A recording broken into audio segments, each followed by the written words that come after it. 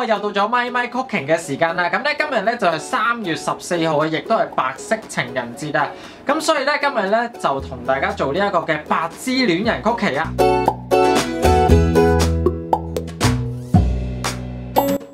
首先咧就將無鹽牛油打至軟身，之後咧就可以加入砂糖將佢撈勻，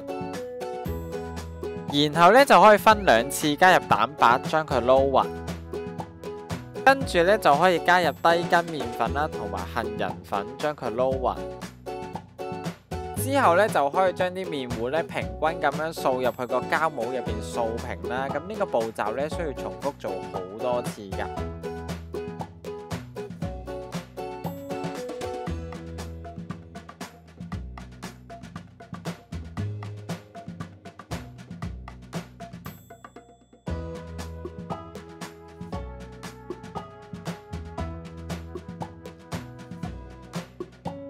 然後咧就可以放入已經預熱咗145度嘅焗爐咧焗8至10分鐘。呢個時候咧就可以將啲白朱古力咧用熱水去助溶，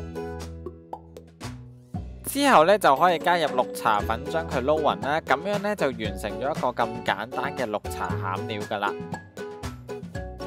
最後咧就將啲餡料咧薄薄咁樣搽喺餅乾上面咧，再揾另外一塊餅咧黐埋一齊咧，咁就完成噶啦。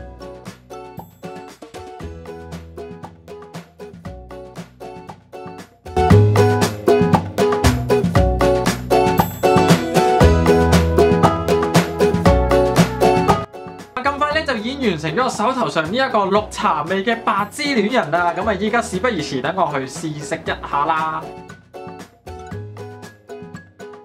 咁咧其實咧整呢一個嘅白芝戀人嘅曲奇餅咧，基本上咧就冇乜難度嘅。咁最緊要咧就做得比較薄啦，咁所以咧就一定要用嗰一塊咁嘅膠片去做啦。咁啊另外一樣嘢咧最緊要咧就係曲奇餅咧佢一定咧要有4條嘅金黃色嘅邊喺度㗎。咁所以咧喺焗嘅時候咧焗到咁上下啦，咁啊需要再將嗰個焗盤咧係左右調轉咧，咁咧佢就可以焗得均勻啲㗎啦，4條邊就可以會有金黃色㗎啦。當然唔可以焗得太耐嘅，因為咧焗得太耐嘅咧，佢成塊咧就會變咗金黃色，就真係變咗一塊曲奇餅，就唔係白芝戀人㗎啦。咁咧我今次咧就做咗呢一個嘅綠茶味啦。咁啊如果唔中意食綠茶味嘅話，就唔好加綠茶粉啦。當然係咪先？喺度祝大家白色情人節快樂啊！咁啊如果大家中意呢一條片，記得喺下面俾個 like 啦。當然記得要 follow 埋我 Facebook 啦，同埋 Instagram。我哋下條片再見啦，拜拜。